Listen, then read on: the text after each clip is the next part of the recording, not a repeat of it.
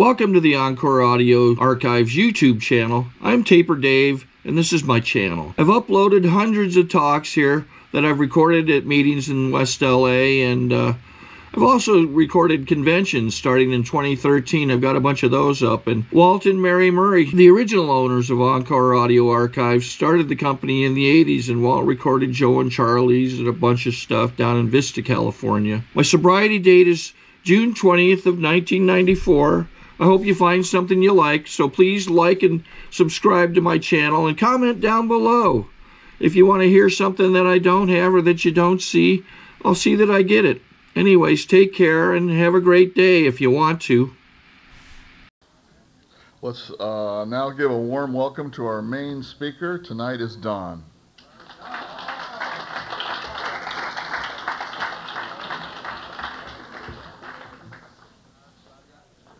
Hi everybody, my name's Don Norman. I'm an alcoholic.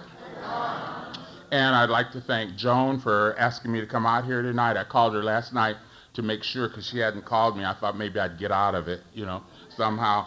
And I think this podium up here is very tired. Look at it. It doesn't have any place to sit. But it looked good for Sherilyn because she looked cute in her red dress and all up here.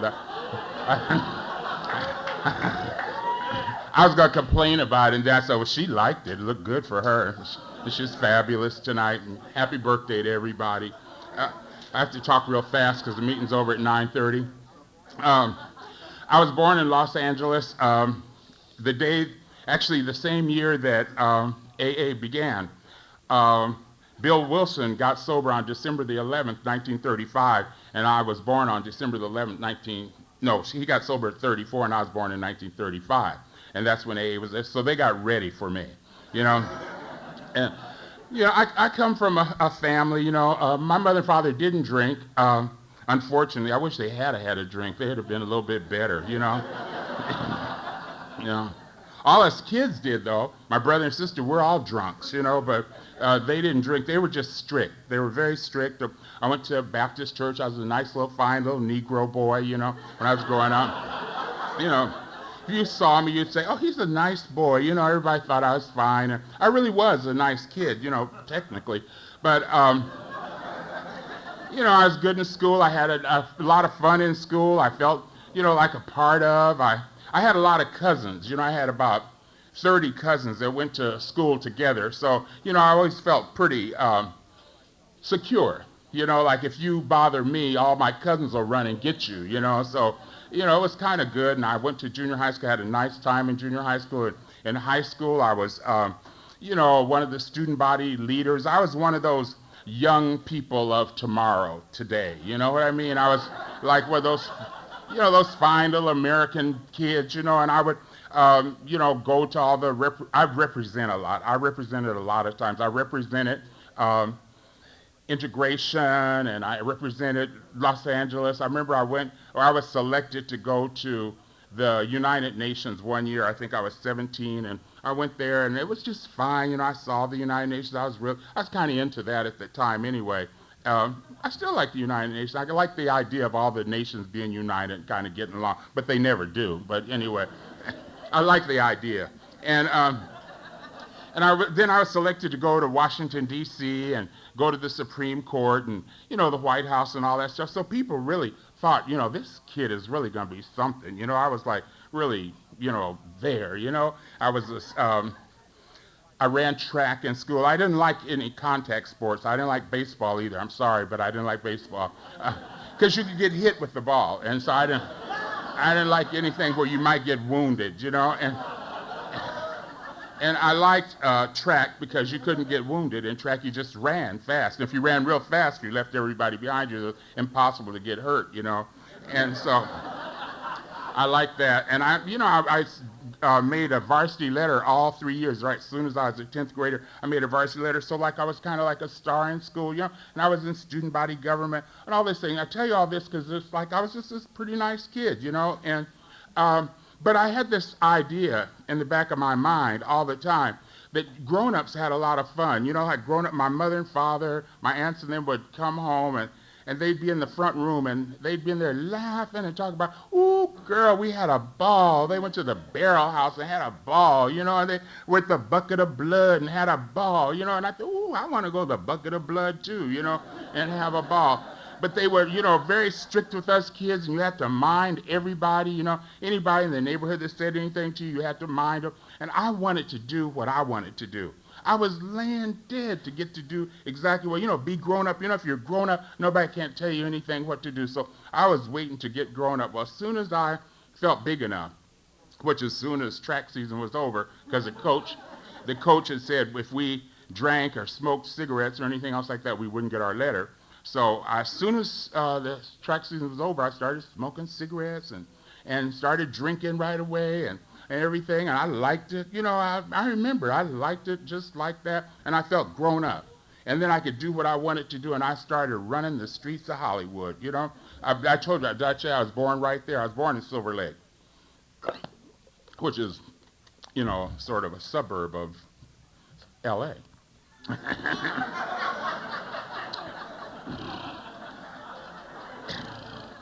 Actually, at one time it was when my grandfather built there, and during that time, it was a suburb of L.A. They said it was all dirt roads. Beverly Boulevard was a dirt road, and Temple was a dirt road and everything. But anyway, it wasn't dirt when I grew up. It was all paved and everything. But at any rate, that's where I grew up at, and I still live in Hollywood right now. And got loaded there and got busted there and everything. But I started drinking, having myself a good time and ripping and running and dodging and ducking and in and out. You know how it is. And you drink a lot and run some more, yay, and everything. And when you're young, you don't have a lot of, trouble. Like you get drunk and everything, but you bounce back because you got all that energy, And so it didn't bother me that much that I'd have hangovers or anything like that. But I think what happened was that I never got enough, and we would have to chip in. You know how when you're young, you don't have a lot of money unless you're rich or something. You can steal it from your parents. I stole a lot, but at any rate, we'd get this money, and we'd chip in with each other, and you chip in a quarter, and you chip in 15 cents, and then you get enough to get a bottle, Then you get the bottle, and then everything, you pass the bottle around, and then you get your little taste, and we're all waiting for you to, and everything, and then, and then when it's my turn, I'm clicking them, they snatch it out of your mouth, and, you want the whole thing, and so I wanted a whole bottle, so I remember getting me a whole bottle, and went to the show. We went to the Westlake Theater, which was down at Westlake Park, MacArthur Park, and it was lovely in those days. It's kind of trashy now, but at any rate, it was a big thing to go there on Halloween. Halloween, it was like they showed the scary movies, and I think that year it was Dracula and Frankenstein Meet the Wolfman, or one or the other. And, those are really scary. Those of you that remember, weren't they scary? Ooh, and everything. But now you see those horror movies and people's faces disappear. You think, ooh, God damn, I don't know. But I can't take them, actually. But I couldn't take them too much then. But anyway, I got so drunk, and I went into the show, and I remember my cousin Doreen said, okay, let's go. And I said, go where? She said, come on, the show's over. And I missed the whole thing, and I, how you kind of don't tell anybody, don't say nothing to anybody, but I'm trying to figure out what happened, For many years I wondered what happened until I got to I found out what happened, but I didn't know what happened. And that happened to me a lot, by the way. It would happen to me on the Hollywood freeway sometime. I'd be speeding down the freeway, coming down, and I'd make that swoop up there, onto the Hollywood freeway from the Harbor Freeway, and then I'd come to. And I'd think, man, how did I get there, and where did I come from, I didn't care. Later for it, I made it,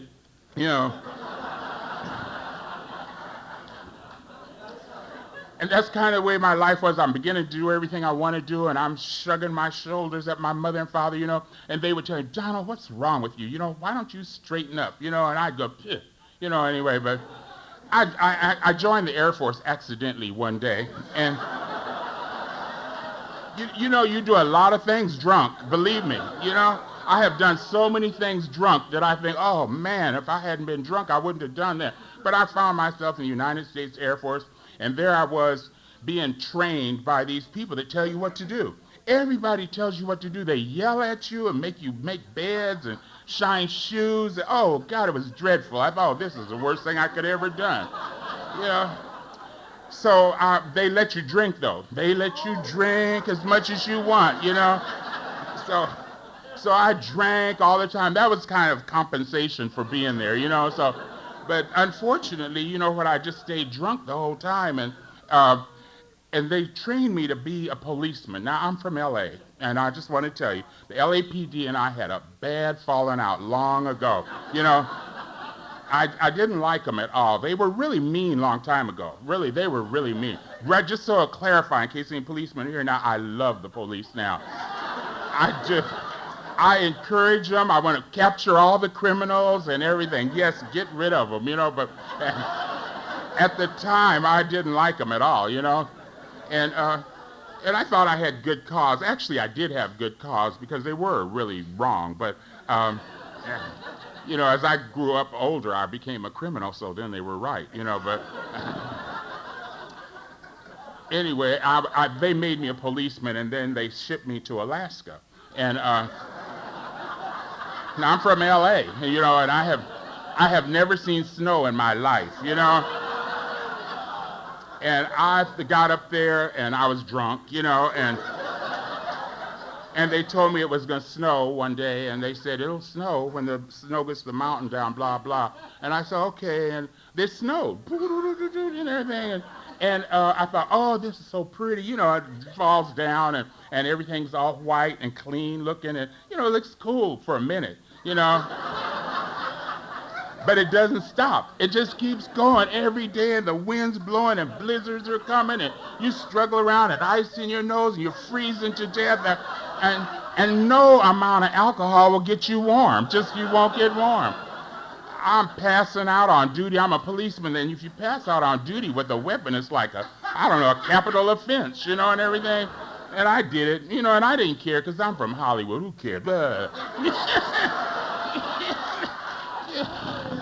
Yeah. What are you going to do to me, you know?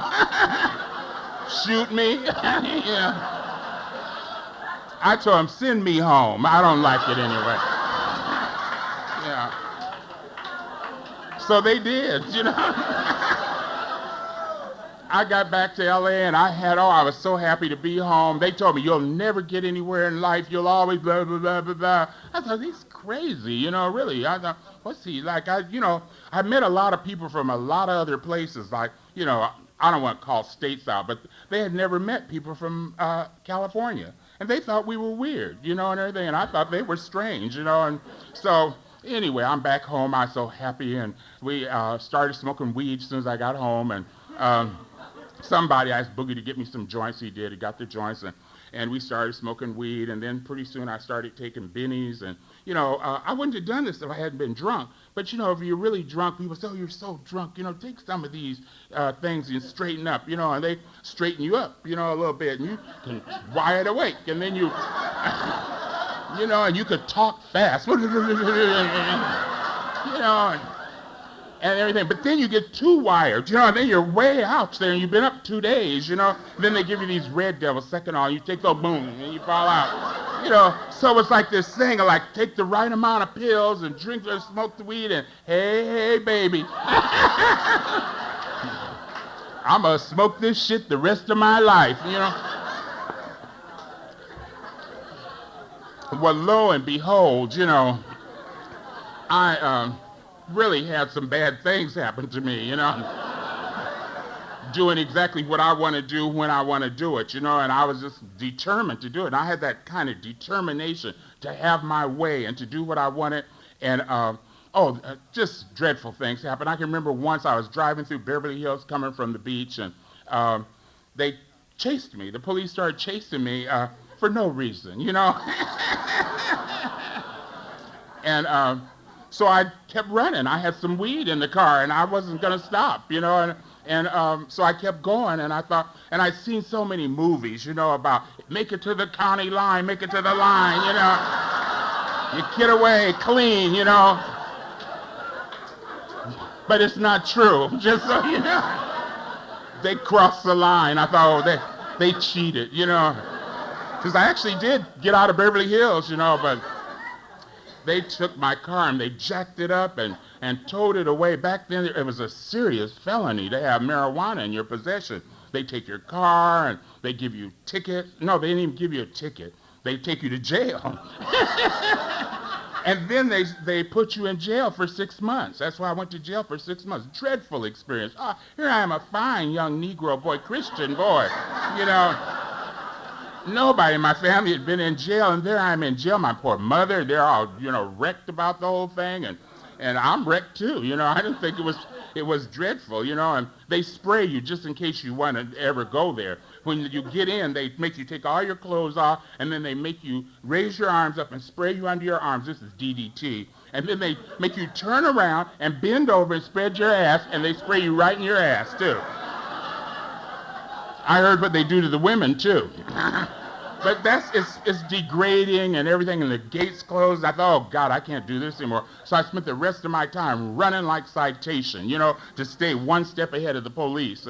And by this time, I'm, dealing drugs. I'm in underworld activities and counterfeit money and, all that stuff, and bad checks and just everything. And, and then somebody came along, this friend of mine came along, he said, could I get some heroin? And I said, oh, sure, and, I'm so hip, I get some heroin, boop, boop, and went up and got this shit, and we came back and shot it, boom, and everything. I thought, oh, man, I'm going to shoot this shit the rest of my life, It seemed like a good idea to me, Well, it wasn't a good idea. It was a dumb idea. But I thought it was a good idea, and 22 years later, I was still shooting it, I'm shooting heroin and drinking wine and smoking angel dust and shooting heroin and shooting cocaine and Crystal. Hey, Crystal came on the scene. Let's shoot that too. And I shot all the veins in my body. I have no veins left in any place in my body at all. And when I go to the hospital, I had an operation, and they said, well, where are we going to try? I said, oh, no, there's none there. We'll find. I said, you won't find shit, I know, I told them, you may find something in my neck. I didn't shoot in my neck. That's where they put it, too, right there in my neck. And I said, oh, cool, But anyway, that's what my life was like. People were dropping dead around me, overdosing at any given moment. Good friends are dead. And you say, hurry up. When people die, you either have to get out of the house, everybody has to leave and leave them there, or you got to take them out of the house. So, one or the other, because you get a beef. It's called manslaughter. So you have to get away, or else you will come down, because they'll put you in jail. And it'll be your ass, and they just overdosed, Oh, man, life's just running like that. And then I started having seizures. I would just, I'd make these decisions that I'm going to quit drinking. I'm going to straighten up, and everything. And I'd really be sincere about it. And the next thing you know, I'd fall out and have this seizure and bite my tongue and everything. So then I learned, don't quit, whatever you do. So I'm doomed to drink. I was just doomed to drink. There was no way out of it. I'd gone through everything. I went through drug programs, and they started these drug programs back in the 60s for the young people of Los Angeles. They thought we should have them, and we're all shady characters anyway, you know what I mean? We're all going to try to scheme and scam. You know how you go to programs, yeah, I'm serious. We weren't serious shit, you know what I mean? Try to get some drugs, and everything. The free clinic used to make you sit in a group. You have to sit in this group and listen to this doctor for about an hour or so. It was terrible, like really dreadful. We'll sit and wait, but when he got through, he gave you some codeine number 4s and some nimbutal sodium. Well, that was worth it. Yeah, everything. And they were helping us. But this is how, it was. And they would never ask me if I was a drunk. They would never mention alcohol, and I would never mention it. You know what? And so that's how I stayed in trouble. I went in a program for 22 months one time and came out of this drug program. It's a family drug program, attack therapy. We were armed with information. I came out of there ready I'm ready to face the world and everything. And I was drunk before the sun went down. And that's disheartening. You think, man, what's going on? It was like I couldn't quit. And so, my mother and father had put up with me for many years. I would go to their house and act a fool and cuss them out and lay on the couch drunk. You know how they didn't drink that much. They'd have things in the cupboard like vermouth, and I'd go kill the vermouth. Now that's shitty, vermouth, And I had come to a pretty pass, and had stopped using all drugs. I said I'll just quit using drugs, and I was just going in and out and what have you. And my mother and father decided to move, and they sold their apartment building and just moved away and didn't tell me where they went, And I was hurt. I was really hurt, that they would do that. But anyway, it was a good thing because what happened, I was forced in that case to just make it from pillar to post, just kind of go. And I was homeless before it was, nice to be homeless. They had programs. They had no programs for the homeless in those days. You just made it, And I was living in flop house hotels downtown. I wound up in Skid Row drinking Thunderbird wine and didn't know what to do, just disheartened and just trying to make it each day and hustle here and hustle there. And getting put out. I remember we'd get put out of places. They'd put us out because I'd go into these blackouts and do things, and then they'd tell me, oh, Donald, you should have seen how you acted last night. And, well, sometimes they'd give me the money to leave, And so it was summer of 1979, and I had had a bad summer, It was really rough. The Thunderbird wine had just been, running through me. I had no control over my bowels whatsoever. I remember trying to get on the bus one time. I had a little job I went to one day a week. That was enough just to get cigarettes and something to drink and to pay that rent in this old flop house, And then I'd get on the bus, and one time I got on the bus and lost control, and, you have to tighten your ass up, and try to walk, and then how grand we are. I don't know if you are, but try to look like it's somebody else did it, And then you feel so bad, and things happening to you that are disgusting and degrading, the things that you think would never happen, and there you are, and drunk again. And so I remember that I had a family reunion that year in 1979, and I went to it and got drunk as usual and made a disgrace of myself. Everybody in the family saw me, and I got up on the stage and started dancing, and took off my clothes to show them how good I could dance to, We Are Family by the Sister Sledge, and, they said, take him home, my father, and they took me back to where I was, and I didn't know what to do, and my mother got on the telephone, and she called up all my aunts and uncles and told them that they remember that at one time I had some sense, They expected me to be something and be somebody, and look at what happened, And I had turned out just like my Uncle Charlie, who was a wino out in the street, And so they all prayed that night. They all got on the phone and called each other. They called it a prayer band, and they all prayed, and they prayed that God would help me, And I was lost. Believe me, I was gone. I was past thinking. My brain was fried. I didn't want to think. I was in danger of having a seizure and trying to make it one more day. And the next day, I got myself together, got me my little short dog of wine, and killed it. And it worked, boom, for a minute, everything. But I was so sad and so disheartened and didn't know what to do. And I went to a phone book and tore out a page of the phone book that said alcohol on it. And I finally had to get a dime. I got a dime somewhere and called up this place, and a lady answered the phone, and I asked her if she could possibly help me, and she said, could I get down there? And I told her, okay, and I had no idea how to get down there because I couldn't walk. I crawled around on the floors. I couldn't stand up. My equilibrium was gone, and so I met this guy from El Salvador, and I asked him if he could give me a ride down there to this place on 5th Street, and the reason I picked it was because it was between 4th and 6th, and that was all my brain could do. And he said, yeah.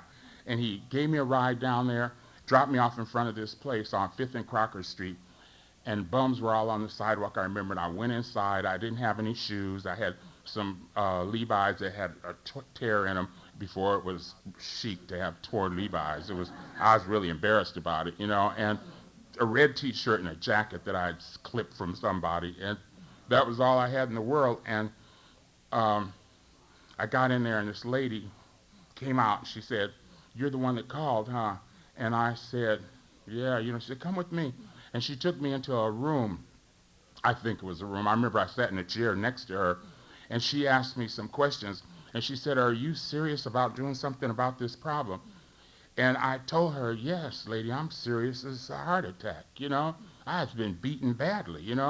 And she said, "Well, do you have a gay problem?" And I thought, oh dear, here we go. Now I've got to deal with this shit. And I threw caution to the winds. I said, "Lady, I'm gay, but that's not the problem. It's this wine that's killing me." And she said, "I know it." And she knew it. And I could see that she understood. And I thought, thank God she knew. She's kind of a rough-looking lady, too. And and she took away my pills that I had stashed in the Noxzema jar. She said, "You won't need these phenobarbitals. If you have a seizure, we'll call 911. And I thought, well, that's cold-blooded, but okay. She gave me a towel and some roll-em-up tobacco and gave me a bed with a brown blanket and somehow or another. My nephew came by to get me and said, "Uncle Don, I have a place to go." He kind of watched out for me because I had lost my mind. And I told him I wasn't going to go. I was going to stay there. And he went away. He tells me that I was tied down, just like my niece tells me. She saw me downtown. That's how my nephew started watching me, out in the street directing traffic in my underwear. And that was what winos did. And so he was watching out for me, but I wouldn't leave. And she told me the next day to ask for this recovery house that, had a name called Van Ness Recovery House for Gay Alcoholics. And the next day I couldn't remember. I could not remember. And some guy asked me where I wanted to go, and I couldn't think of the name of it. And then I remember, I said, "Oh, it's a gay recovery house." And he acted like I slapped him or something like that. And I thought, oh, shit. But a lady came around him. I'll never forget, she had red hair. Her name was Sally. And she said, "I'll take care of him." And she just pulled me over to the side and got me to a phone and called up the place and asked them if they'd take me. And they said, "Yeah, send him out." And she gave me something else to go lay down again. And by this time, the bugs were going like this, and everything, because I had these heebie-jeebie things, and I shook quite a lot, and I knew I was going to have a seizure. And the next day, they escorted me out to this place, and I got there to the front door and walked in, and he said, "Have a seat," and gave me some cigarettes. I was smoking in those days, and I was so happy to have some, tailor-mades. And he said to me, "What do you know about Alcoholics Anonymous?" I said, "Nothing." And I was 43 years old in one of the biggest cities in the world, and I had not a clue about Alcoholics Anonymous. I had seen it in a movie, Come Back Little Sheba, once or something like that, and everything. But, because it was a movie, I thought, well, they could have made up anything. I didn't, So, anyway, I didn't know about it, and he left the room, and I thought, you should have told him you knew something about it, lie. But he came back in the room, and he asked me a question. He said, "What are you willing to do?" And I told him anything. And that was in August the 29th, 1979, and I meant that, and I have done it. I have done everything they have asked me to do. He told me that day, he said, "We read the big book around here, and there's a copy of it in the bookcase over there, and read it." That's what it sounded like to me. And God, I'm really going to try to hurry. And so I went over to the bookcase and got the big book, and I took it down, and I had glasses without any arms on them. And so I had to put them on my eyes like that and read the big book like this, on a couch on the front porch of this recovery house. And that was the first day of recovery. Can you imagine somebody doing that? I see newcomers all the time. They'll never do it. They won't even read it for nothing in the world. Even if you hit them, they won't read it, But I read it to my delight and my great joy. I read the big book that first day, and it was the best thing I could have done in my whole life, because I am one of these people that wants to do exactly what I want to do. I will not do anything you want me to do. I think I should be able to go straight ahead without you stopping me whatsoever and everything. And for once, I shut up and read the big book. Well, God, what an eye-opener. you read Bill's story, he's a fool, God. And then you read there is a solution. What a wonderful thing. It tells you there's a solution to this insanity in your head, and it leads it out. Here's what we're going to do. We're going to talk about God. And I thought, cool with me. It didn't matter to me and everything. And then more about alcoholism was in there. Okay, I got that. It said, we're insanity, this insanity. And when you read that part in there about the jaywalker, I relate. Oh man, I'm cracking up about this fool, everything. But it was me. It was me. This was the way I was. I brushed myself off through the years and fixed myself up, and I'm gonna go out there again, bam, and knocked over. But I'll try it this way. Well, I caught on and everything, and I just said I'll do it. And they taught me about the 12 steps, and people told me about the principles because I asked them questions, And anyway, I got sober. And I was so happy to be sober. I was so happy to be free of this insanity and this thing that had me hooked for so long that I just took to this program just fine, And I've been doing that ever since. I love AA. I love going to meetings. I was perfectly, a fool. When you're a wino and a fool, you know what? You get a fresh start. You can start from the very beginning and learn everything, And my big thing was just to remember to shut up. I have to tell you, just shut up, Donald. People say, how you grumble at me. She said that. Well, just shut up, and everything. And that's how I did it, And I would see other people's faults quick. She ought to work step 7, and everything. Everything. But whenever you do that, the next thing you know, you got to do it. It's great. And I got babies right away. They gave me a baby when I was 5 months sober. So I had to do the steps quick, because they might ask you about them. And so I did that. So everything worked out great. I got me a little chicken shit job for $3.15 an hour. And I was happy to have that. And then somebody gave me a car, a station wagon, a old beat-up Chevy, and he said, it's probably going to break down. The car did not break down. It ran for 4 years. I drove to meetings. They said, take newcomers everywhere, and I did that. And I was went to panels and just everything. I did everything they said to do and worked the steps with my whole heart, And everything has worked just fine for me. I've had shit happen through the years, There's a big epidemic in my community where people have AIDS and are dying, I got a bunch of babies that have died and I got them with it, but we keep making it. We just keep making it. You know what?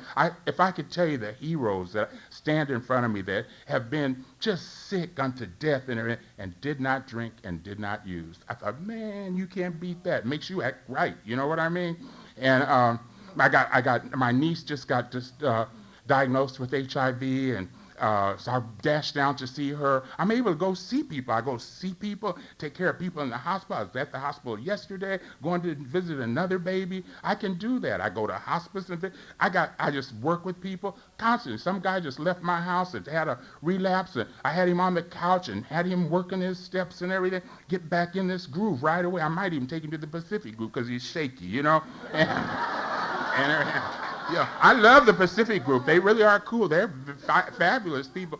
But what I want to tell you is that I have changed so dramatically. I went back to college and got a degree in psychology. I have a fabulous job.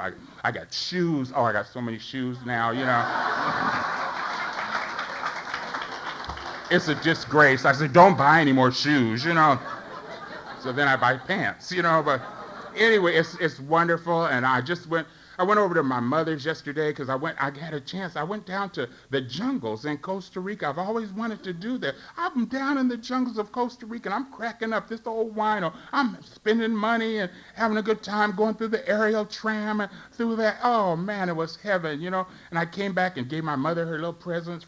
I brought her a pretty T-shirt with a purple Costa Rica on it, some brown, some wood earrings, a wood necklace. I'm going to get something fabulous for my mother and a bracelet, And she was so happy, and I got to go see my nieces and nephews. I don't get to see them often because they live about 50 miles out. And I saw the brand new baby, He's 8 months old, and I hadn't really had a chance to see him really good. And he came right to me. He started laughing. I was laughing and jumping him up and down. I thought, boy, he's just like me, But this is what the program has done for me, that I am free. You know what? I walk in dignity now, There's nothing that can hold me back. You know what? I know I have limitations. I realize that, and it's okay with me. I have limitations. But one thing I want to tell you about Alcoholics Anonymous is the bomb. this is what's happening. You know what? I used to think it was hip to be out there doing all that. This is the hippest thing I've ever done. And thank you all for letting me come here and tell you.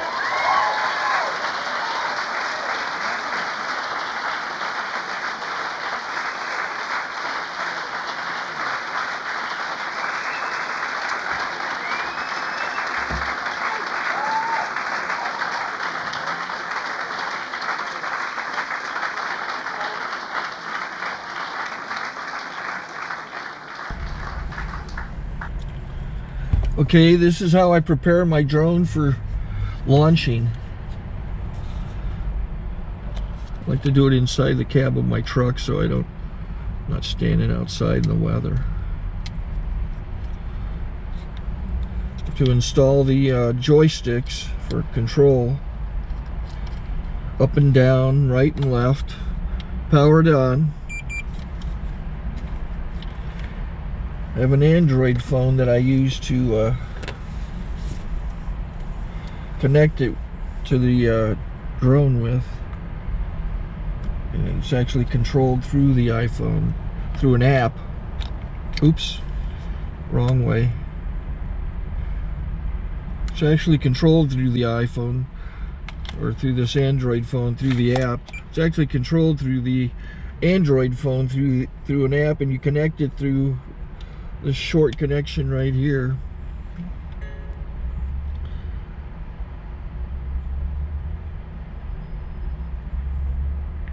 Remote control connected. Remote control's connected. So I pull out the drone.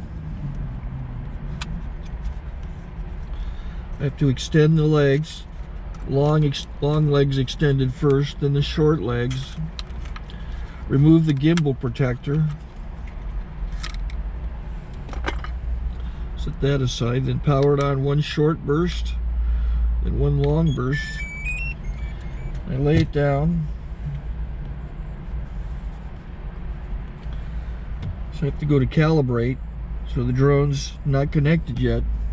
It shows you here as this drone gets disconnected, even though the remote's powered on. So the drone has to establish it's connected. So I go into the app to calibration mode. First I'll calibrate the remote controller. Start calibration. Out, in, out, in, up, down, and then this little wheel is to control the gimbal. So it's calibrated. Go to gimbal calibration, start calibration, and then it calibrates the gimbal.